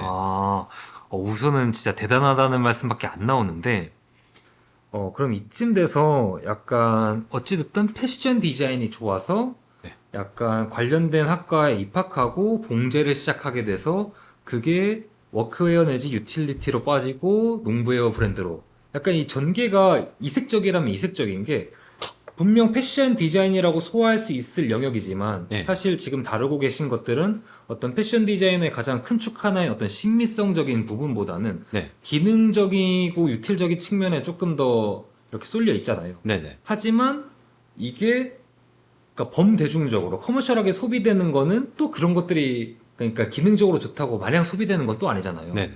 이게 약간 제가 생각하는 어떤 패션업의 약간 아이러니고 딜레마인데 네. 이런 것들을 필연적으로 느꼈을 것 같아요. 그러니까 네. 쉽게 설명하면은 저희가 패션 디자인 이렇게 패션에서 시작을 했지만 겉보여지기에는 뭔가 아트워크스럽고 예술가스럽지만 그 실상은 뼈저릴 정도로 제조업이잖아요. 네네. 뭔가 이거를 몸으로 겪는 과정에서 그런 약간 생각보다 이거 아닌데 아까 전에 말씀드렸던 잘못된 것 같은데 네. 약간 이런 것들이 좀 그런 에피소드 어느 시점에서부터 이거 내가 생각한 거랑 좀 다르다 이런 얘기들도 조금 해주시면 오히려 이게 좀 시청자분들한테 도움이 되지 않을까. 네. 일단 제가 결국 두 번째로 브랜드를 하겠다고 시작을 한 거잖아요. 네네네. 근데 처음 브랜드를 하겠다고 했을 때 분명히 후회를 했어요. 그 이유가 그거죠. 생산을 하는데 문제가 있었고 네. QC, 퀄리티 맞추는 게 힘들었고 만족이 안 됐고 시간이 너무 오래 걸렸고 네네네. 근데 그게 러스티 호미스를 하면서 똑같이 그쵸. 발생이 됐습니다. 네. 작년이죠. 네. 작년에 제가 또 프로모션을 사용을 했어요. 제주도는 어쩔 수 없다고 생각을 했습니다. 제주도에서는 공장 핸들링이 너무 힘들고 그쵸. 제가 미리 컨택해 놓은 공장이 있는 것도 아니고 의류 공장이요. 그러다 보니까 프로모션을 했는데 여기서 일단 제일 처음에 나왔던 제 워크 셋업이 있거든요. 이거는 원래 있던 거를 러스트 호미스 브랜드로 바꿔서 한 건데 이거는 나왔을 때 정말 너무 실망했어요. 퀄리티 때문에. 네. 주머니가 막 틀어져 있고 어디는 실밥이 틀어져 있고 그러니까 공장을 바꿔주면은 다시 하겠다라고 해서 한 게 호미 셋업인데 걔네는 퀄리티는 괜찮았어요. 근데 호미 셋업은 아쉬웠던 게 그 작년 기억하실지 모르겠는데 더웠다가 갑자기 추워졌어요. 갑자기 겨울이 시작됐어요. 근데 저는 그 더울 때 가을 거를 생각해 두고 제작을 했는데 가을이 생략돼 버렸구나. 네. 그때 또 그거 가지고 와디즈를 했거든요. 성공은 했어요. 네. 근데 판매 수량이 어느 정도 많이 나오진 않았고 제가 원하는 수치를 찍지 못해가지고 이것도 성공이라고 보기엔 애매했습니다. 그래서 아무래도 그런 것 같아요. 뭔가 브랜드를 한다는 거는 시즌을 또 맞춰야 되고 그리고 그 생산 핸들링이랑 퀄리티 또 맞춰야 되고 그쵸, 그거를 그쵸, 다시 그쵸. 한번 겪게 됐습니다. 러스티 호미스를 하면서. 사실 이쯤 되면은 약간 작업자로서의 약간 정체성이랑 맞물려서 아 이게 내 길이 아닌가 싶을 법도 한데 네. 오히려 그걸 넘어서서 그마저도 해결해 버리겠다라는 식으로 공장을 좀 준비했다 마련했다 저는 이렇게 들었거든요. 네. 약간 이런 제가 들은 게 맞을까요? 그렇게 받아들이는 게 뭐 당연하죠, 사실. 아, 근데 네, 조금 다른 이면이 있습니다. 네네네네. 제가 그래도 러스티 호미스를 2년, 2, 3년 동안은 그래도 얘네를 끌고 가보겠다. 네네네. 그렇게 하면 제가 일단 최선은 다해야 되잖아요. 얘네가 갖고 있는 이슈는 제가 다 해결을 해서 네네네. 넘어가야 되는 거고, 음. 제가 이것만큼은 브랜드를 함에 있어서 이것만큼 포기하면 안 된다 하는 부분들이 생산이니까 네. 이거를 꼭 해결해야 되는데 네.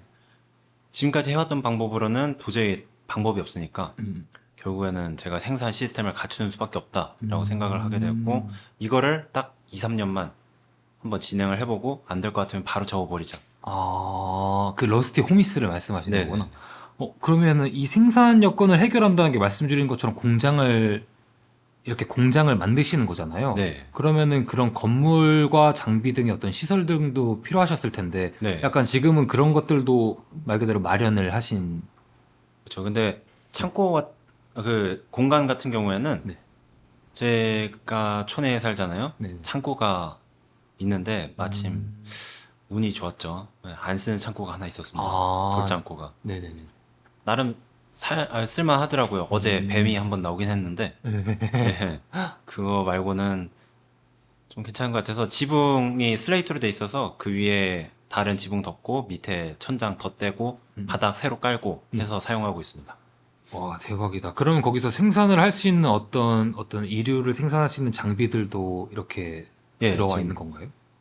미싱기가 총 한 11대, 12대 정도 있어요. 와, 이거는 진짜 좀 약간 오버하긴 했죠. 네, 이거는 진짜 어떻게 보면은 진짜 어나더 레벨의 전개인 것 같은데 저는 사실 아까 말씀드렸던 어떤 패션업과 제조업의 딜레마에서 네.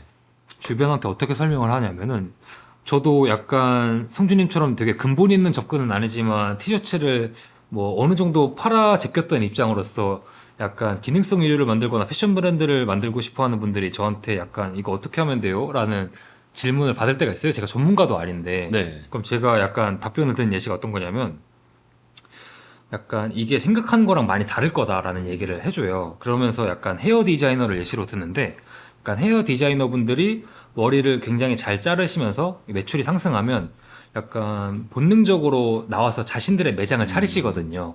근데 헤어 디자이너로서 머리를 잘 자른 것과 매장을 차려서 원장이 되는 거는 어떻게 보면 완전히 다른 영역이기 때문에 많은 분들이 보통 차리신 그 샵을 다시 접고 다시 헤어 디자이너로 돌아가는 게 제가 봤던 그 많은 수순인데 성주님 같은 경우에는 이렇게 헤어 디자인을 하다가 샵을 차려서 이거 생각보다 다르네?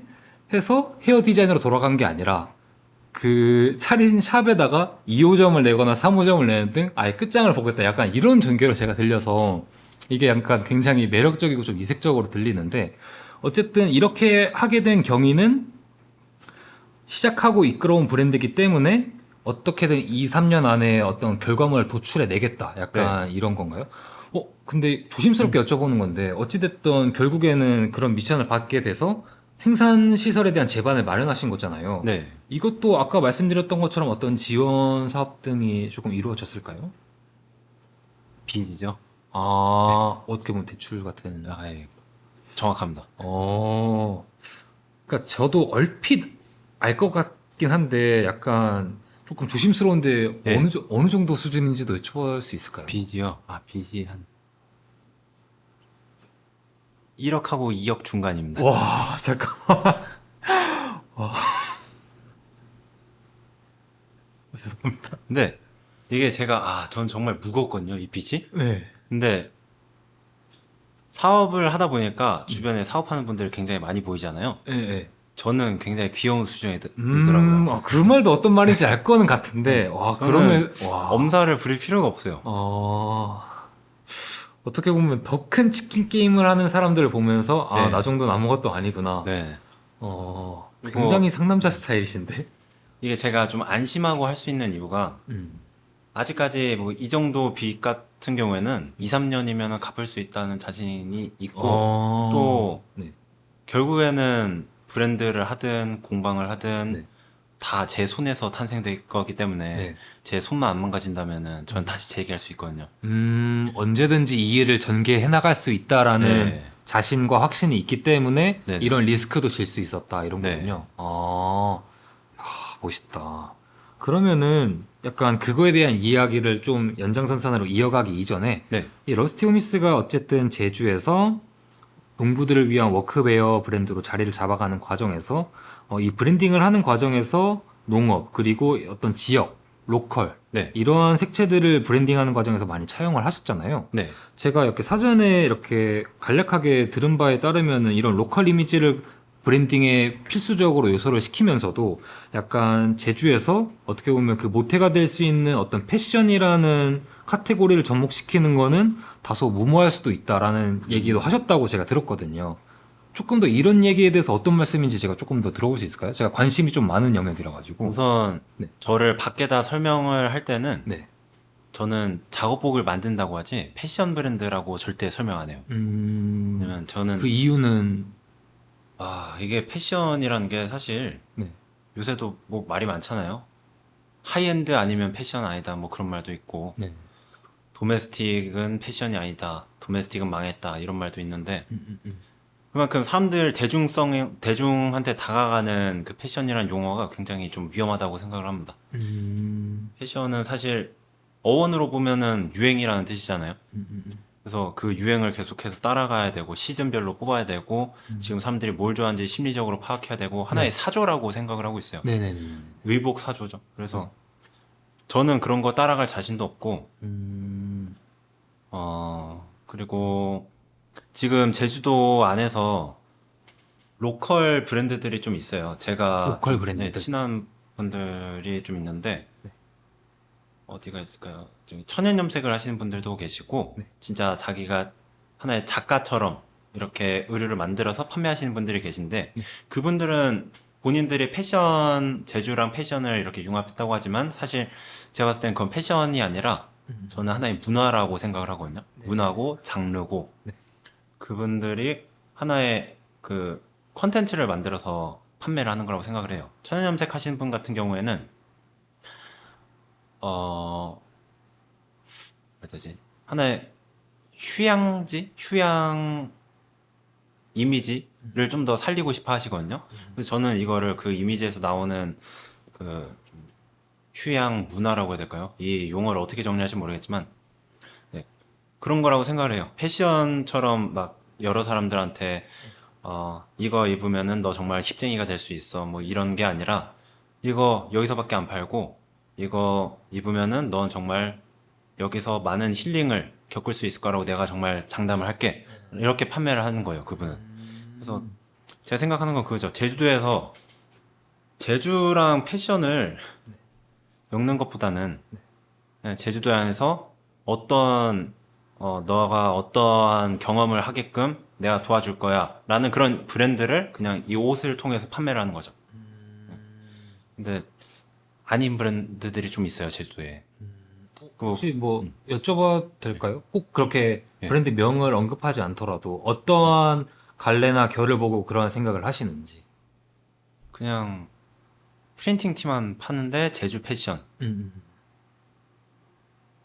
조금 제가 봤을 때 위험하다고 생각을 했던 게 네. 제주랑 패션이랑 이렇게 봤을 때 매칭은 솔직히 안 돼요.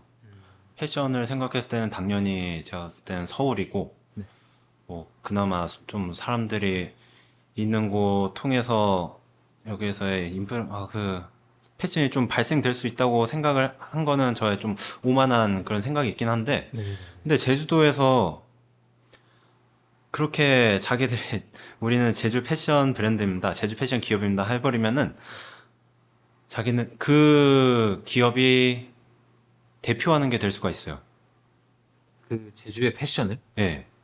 그러면은 사람들은 제주 패션 이 정도구나. 라고 치부해버릴 수가 있는데 제가 아까 말씀드린 것처럼 로컬 크리에이터 분들이 계세요. 네. 이분들은 제주랑 패션을 물론 엮고 있긴 하지만 이분들은 굉장히 좋아요. 굉장히 좋은 컨텐츠를 가지고 있고 그분들 자체가 크리에이터고 그분들 자체가 그 하나의 문화가 될 수 있고 어떤 것들을 해나가시는 분들을 말씀하시는 아까 그 건가요? 천연 염색 하시는 아, 분들 네네. 제가 대표적으로는 지금 이분밖에 말씀드릴 수가 없을 것 같아요. 음. 근데 조금 너무 꼰대 같은데 어린 친구들이 그냥 옷만 들어서 이렇게 제주 패션이라고 달면은 그 제주도 안에서 하나의 로컬 크리에이터 반열에 오르기가 쉽거든요. 그러면은 행사장에 가서 이런 거 말해도 되나? 아, 편하게 말씀해 주세요. 네. 행사장 가서 네. 정치 활동하는 거예요. 아, 라인 타고 그러면서 이제 그 그러니까 옷을 제주라는 담론을 네. 그런 저변을 확장시키는데 도구적으로 활용을 하는 거구나. 약간 그렇죠. 패션이란 아이덴티티를 약간 도드라지게 하는 네. 어떤 로컬적인 색채보다는 네. 네. 그래서 이거를 계속 삥삥 돌려 말하다 보니까 좀 꼬였어요. 그게 어느 느껴졌죠? 정도 들리긴 들립니다. 네. 근데 말씀 주신 지적이란 게 단순히 어떤 프린팅처럼 단순한 거라기보다는 그 어떤 브랜드의 행보나 만들어간 어떤 브랜딩적인 측면에서 과연 패션업이라고 할 수 있는가에 대한 네. 질문에 조금 더 가깝다는 생각이 들거든요. 할 거면 제대로 했으면은 차라리 저희가 굉장히 응원해주고 네. 이렇게도 할 수 있구나 제주도에서 그렇게 하면서 저희도 굉장히 따라하려고 했을 거예요. 그 대표적인 예가 지금 귤메달 아시죠? 네네. 귤메달에서 어페럴을 준비를 하고 있더라고요. 그래요? 네. 그건 또 처음 네. 듣습니다. 여기는 확실히 자기네 메시지를 그 옷에 담아서 녹여냈어요. 그분들이 그 전하고 싶은 건강 그리고 헬스 뭐 똑같은 말이죠. 근데 그거를 그 옷에다가 담아서 이렇게 보여줬는데 와 너무 화나더라고요. 왜 난 이렇게 못할까? 이미지로 확실하게 그 자신들의 귤메달을 표시를 했는데 정작 그 옷을 보여줄 때는 귤메달이라는 글자가 하나도 안 보여요. 그러니까 사실 약간 제주랑 패션이라는 것들이 완전히 맞물리지 않기보다는 할 거면 제대로 해야 되는데 네. 좀 제대로 된 사례들을 많이 보지 못했다가 조금 더 가깝다고. 그냥 옷을 만들면은 자기네 패션 브랜드다. 이게 좀 아쉬운 거죠.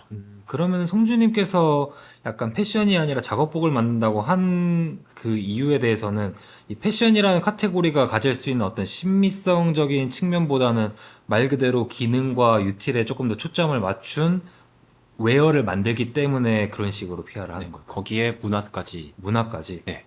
그러면은 어떻게 보면은 또 로컬 브랜드라는 정체성은 또 갖고 있다고 생각을 할 수 있을까요? 네, 그거는 좀 가져가야. 그러면 여기서부터는 제가 조금 더 약간 질문을 하고 싶은데, 네. 어쨌든 그럼에도 불구하고 이 브랜드를 전개하는 필드는 제주도란 말이에요. 네. 이 로컬과 제주가 어떤 다른 점이 있을까요? 그걸 가져가는 데 있어서? 뭐 아직까지는 제가 크게 가져갈 수 있는 부분은 없긴 한데요. 그 로컬 브랜드라고 한다면은 이게 제주도에만 있는 건 아니잖아요. 네. 그렇죠. 심지어 서울에도 로컬 브랜드 그 지원 사업들이 굉장히 많더라고요. 그래서 가져갈 거면은 저는 제주의 이미지를 담지 않으되 네. 하나의 그 소상공인, 하나의 작은 크리에이터, 스몰 브랜드처럼 이렇게 이미지를 가져가는 게 저는 그게 로컬이라고 생각을 해요. 그래서 저는 이런 포지션을 가져가야 어디에서든 저를 브랜드로서 이렇게 크리에이터 활동을 할 수 있다. 그렇게 생각을 합니다. 그렇게 생각하시는 생각의 기저에서는 뭐 이렇게 크리에이터로서의 입지나 저변 그리고 어떻게 보면 지원 사업적인 부분 측면들도 다 염두에 두셔서 만들어가는 그런 느낌이라고 이해할 수 있을까요? 네네네. 저는 사실 성준님을 툭 집어서 약간 얘기를 하려기보다는 저도 일단 로컬 브랜드, 로컬 크리에이터에 대한 담론에 관심이 많고 어떠한 면에서는 약간 의아함을 항상 갖고 있었거든요. 네. 그러니까 말씀 주셨던 것처럼 로컬이란 게 지역에서 어떤 스몰 브랜드가 가져갈 수 있는 이미지라고 말씀해 주셨고 어느 정도는 동의하지만 저 같은 경우에는 말 그대로 그 지역에서 하면은 그 지역의 로컬 브랜드다 라는 이 일련의 이퀄, 이 동의어가 사뭇 와닿지는 않았어요. 네. 그러니까 예를 들어서 말씀 주신 것처럼 제주에서도 많은 분들이 제주 로컬 브랜드라고 하는데 그 이유가 제주에서 하기 때문에 사실 그렇다면은 그게 로컬 브랜드와 그냥 브랜드로서 그 브랜드와 어떤 차이가 있는가에 대한 의문이 항상 있었거든요. 네. 그리고 근데 그럼에도 불구하고 말 그대로 로컬 브랜드다, 제주 브랜드다라고 주장하는 그 이유가 단순히 이 지역적 기반인 거에 국한된다면은 사실 그 안에서 로컬이란 수식어, 제주라는 수식어를 붙이는 게 과연 얼마나 유의미한가. 저한테는 그게 약간 조금 이질적으로 보였던 측면들이 있긴 있어서 네. 약간 이런 얘기들을 조금 나눠보고 싶긴 했습니다. 저도 정리가 됐어요 지금 들으면서. 와, 그랬구나. 근데 당연히 그럴 수밖에 없는 혹은 그런 게 유리하다는 측면에 대해서 제가 이해를 안 하는 것이 아니기 때문에 네. 사실 이건 되게 선택적이고 약간 번복적인 발언일 수도 있지만 제가 성준님의 이렇게 브랜드를 만들어가는 과정 그리고 그 생산에 대한 어떤 근본성을 이미 익혔기 때문에 지금 말 그대로 용이하신 선택으로서 이 로컬이라는 단어를 쓰는 건 적극적으로 지지하거든요. 네. 근데 말씀 주신 것처럼 제주에서 패션하는데 패션 브랜드다. 제주 브랜드다. 혹은 이 지역에서 하기 때문에 이 지역의 로컬 브랜드다 하는 거에 대해서는 저는 아까와 같은 이유로 약간 의구심 내지 조금 더 편하게 말씀드리면 거북함까지도 갖고 있어요. 네. 네. 저는 개인적으로는 영리 목적과는 상관없이 진짜 뭐 소비하면 힙하다라고 할 수 있는 제주의 로컬 브랜드를 만드는 게 제 다음 목표거든요. 네. 그래가지고 약간 이 로컬이란 담론에 대해서 그리고 제주 브랜드에 대한 어떤 수식어에 대해서 어떻게 생각하는지 여쭤보고 싶었습니다. 그렇다면은 결과적으로는 뭐 어찌되었던 로컬 브랜드로서 러스트 호미가 앞으로 추구하는 그 방향성에 다 전개해서는 제가 어떻게 이야기를 들어볼 수 있을까요? 지금은 일단 러스티 호미스가 조금 확장을 했어요. 공장을 만들었잖아요. 네네네. 저희가 항상 저희 거 생산을 하는 게 아니기 때문에 OEM 일감도 좀 받아오고 있고, 외주 제작 같은 예. 것들. 네. 그리고 유니폼 제작도 하고 있어요. 유니폼이라 하시면은 뭐 반티 같은 거 말씀하시는 건가요? 반티 같은 거는 안 하고요. 그거는 진짜 프린팅만 하면 끝이기 네. 때문에 저희가 할 일이 없더라고요. 음. 할 게 없어서 저희는 뭐 앞치마라든가 아니면은 행사를 하는데 거기에서 저희 유니크한 걸 원해요 하면은 그거에 대해서 디자인해주고 만들어주고 이렇게 진행을 하고요. 네. 일단 지금 현재 현주소는 그렇습니다. 러스티 호미스에. 근데 앞으로를 봤을 때 네. 공장은 어쨌든 조직과 시스템이잖아요. 네네. 너무 힘들더라고요. 어떻게 될까요, 이게? 진짜 이게 비즈니스로서 네. 브랜드를 잡아가는 과정에서 또 아까 뭐 반복된 얘기지만 필연적으로 겪는 그런 어려움들이잖아요. 근데 조금 다른 결인 게 네. 여기서는 인력 문제에 도달했습니다. 드디어 이제 사람까지. 네. 팀에 일하는 사람은 있어요. 네네네. 근데 아직은 알바분들이거든요. 네. 저희 동네 저희 이모분들인데 봉제를 할 줄 아시는 분들이세요. 네. 근데 부업이란 말이에요. 저녁 시간에 잠깐 와서 하는 거라 공장을 풀타임 돌릴 수가 없어요. 네. 그러다 보니까 효율이 안 나더라고요. 그래가지고 이거는 빨리 뭔가 생각을 해서 저 대책을 빨리 마련하는 중인데 시스템을 잡아가거나 네. 앞으로 어떻게 전개해 나가야 될지에 네. 대한. 네. 답은 아직 안 나왔습니다. 네. 몇 가지의 경우의 수가 나오긴 했는데 네. 그것 때문에 일단 진행은 해보고 있어요. 네. 근데 일단 내년 초까지는 한번 봐야 될 것 같습니다.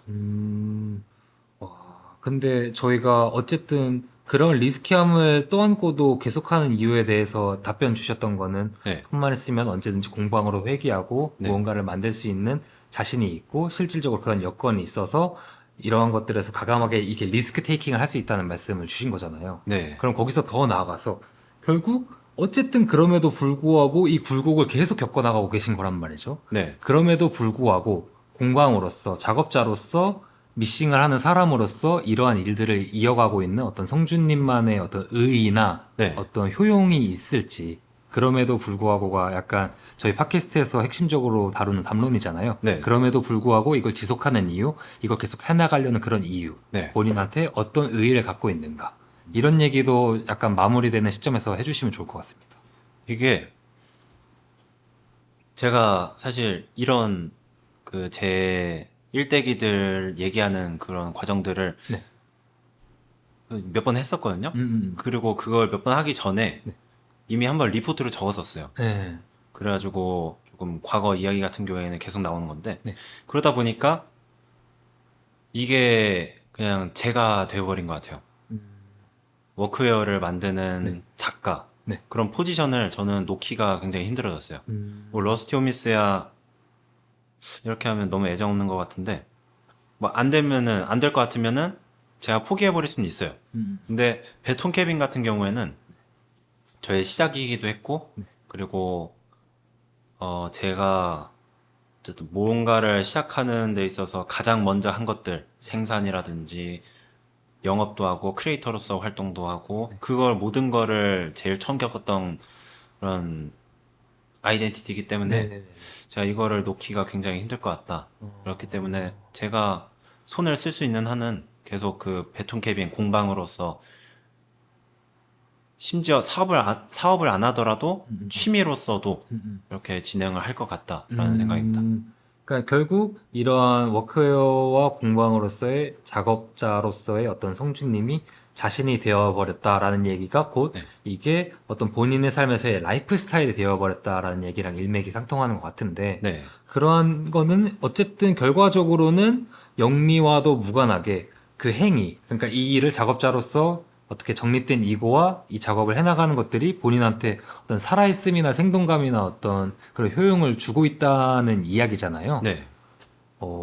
참 약간 여러모로 신기하고 이색적이고 굉장히 매력적이라는 생각이 들어요. 워크웨어를 만드는 작업자이자 작가라는 포지션도 굉장히 유니크한데 그와 어떻게 보면 상충될 수 있는 비즈니스의 업태로서도 계속 도전과 약간 시도를 반복하고 계신 거잖아요. 네. 네, 그마저도 또 본인과 약간 핏하지 않음을 알면서도 파고 들었으니까 약간 끝장을 보고 말겠다는 약간 이런 패기들도 약간 굉장히 입체적으로 아울러져서 성주님이랑 캐릭터나 퍼스널 브랜딩을 형성하는 약간 좋은 스토리들이 되어가고 있고 저 개인적으로는 약간 이 팟캐스트를 기점으로 저도 약간 한 명의 팬이 되어가고 있는 것 같아요.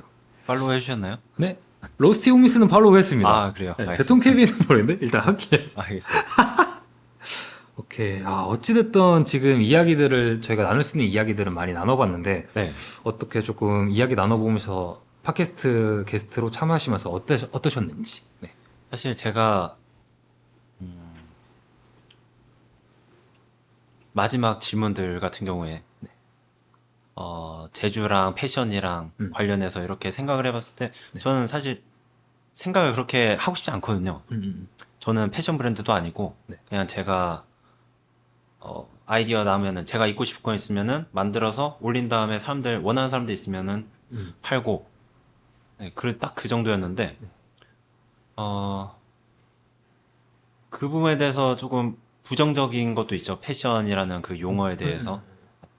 그래서 어쩌면 제가 단어를 사용함에 있어서 여기서 좀 많이 정리를 해갈 수 있을 것 같아요. 제가 싫어하는 부분에 대해서 제가 부정적으로 보는 부분에 대해서 이런 부분을 좀 더 고쳐가지고 내 포지션을 더 확실하게 만들 수 있겠다. 심지어 마지막 말까지도 브랜딩하는 어떤 브랜드 디렉터로서 그리고 그걸 이끌어가는 어떤 비즈니스맨으로서의 약간 인사이트를 얻어가는 정리가 네. 약간 사뭇 끝까지 한결같아서 참 대단하고 감사합니다. 참 멋있다는 말씀을 드리고 싶습니다. 어쨌든 얘기 나누면서 너무 즐거웠다는 말씀을 드리고 싶고 지금까지 스튜디오 아담과 팀 아시들이 제작한 제주문화예술 팟캐스트 그럼에도 불구하고 호스트 3방 그리고 게스트로서 성준님 러스티 홈이었습니다. 감사합니다. 수고하셨습니다.